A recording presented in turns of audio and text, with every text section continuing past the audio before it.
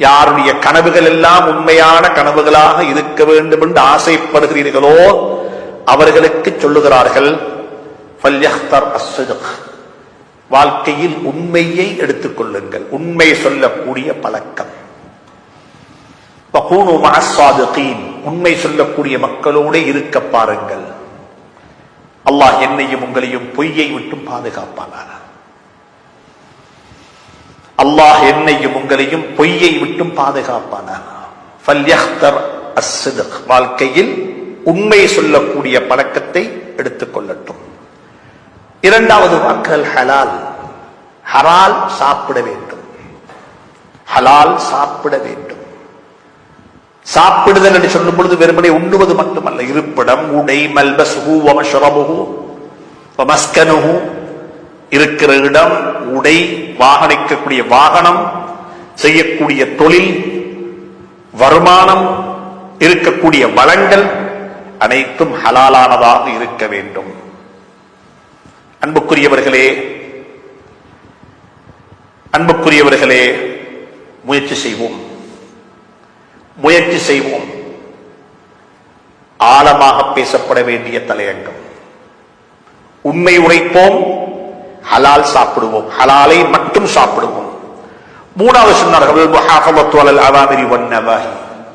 வாழ்க்கையில் வேண்டாம் என்று சொல்லப்பட்டவைகள், செய் என்று சொல்லப்பட்டவைகள், கட்டளைகளை முட்டு முழுதாக முடியுமான அளவு எடுத்து நடக்க முயற்சிப்போம். தூங்க போகும் பொழுது ஒதுவுடன் தூங்க போவோம். சுப்ஹானல்லாஹ். ஒது செய்து கொண்டு தூங்குவது ஒரு சுன்னத். ஒது செய்து கொண்டு தொழுகைக்கு ஒது செய்வது போன்று பல்லு தீட்டி பல்லு துலக்கி, சுப்ஹானல்லாஹ், என் வாய் சுத்தமாக இருக்க வேண்டும். அல்லாஹ்வை திக்ர் செய்ய இருக்கின்றோம். மனைவிக்கு பக்கத்தில் உறங்க இருக்கின்றோம். கணவனுக்கு பக்கத்தில் உறங்க இருக்கின்றோம். வாய் சுத்தமாக இருக்க வேண்டும். சுப்ஹானல்லாஹ். துருவாடை வீசக்கூடாது. பற்களை பாதுகாத்துக் கொள்ள வேண்டும். ஏன்? பல்லு பொறுமதியானது. குர்ஆன் பல்லுக்கு யாராவது ஒரு பல்லை உடைத்து விட்டால் அதற்கு பகரமாக இன்னொரு பல்லு உடைக்கப்பட வேண்டும். பல்லு அந்த அளவுக்கு மிக உயர்தரமான ஒன்று என்று சொல்லி மார்க்கம் குர்ஆன் சொல்லி இருக்கிறது. வஸ்ஸின்னு பிஸ்ஸின்னி, சுப்ஹானல்லாஹ். பற்களை பாதுகாத்துக் கொள்வது மிகப்பெரிய ஒரு கடமை. குழந்தைகளுடைய பற்களை சுத்தமாக வைப்பது, அதை பாதுகாப்பது பெற்றோருடைய, குறிப்பாக தாயினுடைய கடமை, பொறுப்பு என்பதை மறந்து விடாதீர்கள். இவைகள் எல்லாம் எங்களுக்கு சொல்லித்தரப்பட்ட ஆதாபுகள். அதாவது தூங்க போகட்டும், அலா தஹாரத்தின் காமிலத்தின் முஸ்தக்பிலல் கிபிலா, கிபிலாவை முன்னோக்கிய நிலையில், சுத்தமான நிலையில், ஒது செய்து கொண்ட நிலையில் தூங்க போகட்டும். கட்டிலுக்கு போய்விட்டால் ஒது முடிந்து விட்டது, பிரச்சனை கிடையாது.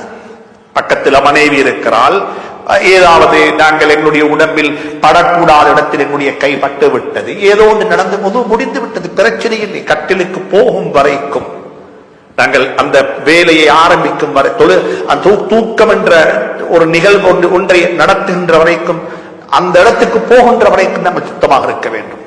கடைசி வரையாக வயதுகுருல்லாஹ ஃபீ காலிபி அஹ்யானிஹி, அல்லாஹ்வை திக்ர் செய்து கொண்டே இருக்கட்டும். கண் பொத்துகின்ற வரைக்கும் சுப்ஹானல்லாஹ், அல்ஹம்துலில்லாஹ், அல்லாஹு அக்பர், லா ஹவுல வலா குவத இல்லா பில்லாஹ். அல்லாஹ் எனக்கும் உங்களுக்கும் துணை புரிவானா. இப்படியான நல்ல நிலையில் தூங்கக்கூடிய பாக்கியம் யாருக்கு கிடைக்குமோ அவர்கள் காணக்கூடிய கனவும் நிச்சயமாக நல்ல கனவாக இருக்கும். சஹருடைய நேரத்தில் காணக்கூடிய கனவு, பிந்தின இரவின் பிந்தின பகுதிகளில் 2-3 மணிகளுக்கு பிறகு காணக்கூடிய கனவுகள் நிச்சயமாக, ஏன் அந்த நேரம் ரஹ்மத்துடைய மலக்குமார்கள், அல்லாஹுடைய அருள் குறிப்பாக இறங்கக்கூடிய நேரம் என்று குர்ஆன் அந்த நேரத்தை விவரித்திருக்கிறது. வஜாஅ ரப்புக வல் மலக்கு ஸஃபன் ஸஃபா, சுப்ஹானல்லாஹ். அந்த நேரம் அப்படிப்பட்ட வர்ணிக்கப்பட்ட நேரமாக இருக்கிறது. அது அருள் ரஹ்மத்தும் அல்லாஹுடைய அருள் கருணையும் இறங்கக்கூடிய நேரம். எனவே அந்த நேரம் சம்பந்தமாக ஹதீஸ்களில் பேசப்பட்டிருக்கிறது. இப்படியான நேரத்தில் காணப்படக்கூடிய கனவு இரவினுடைய ஆரம்ப பகுதிகளில் காணப்படக்கூடிய கனவுகளை விடவும் வித்தியாசமானது என்பதை புரிந்து கொள்ளுங்கள். எனவே நல்ல கனவுகள் தென்பட வேண்டும் என்றிருந்தால் நாங்கள் நல்லவர்களாக இருக்க வேண்டும்.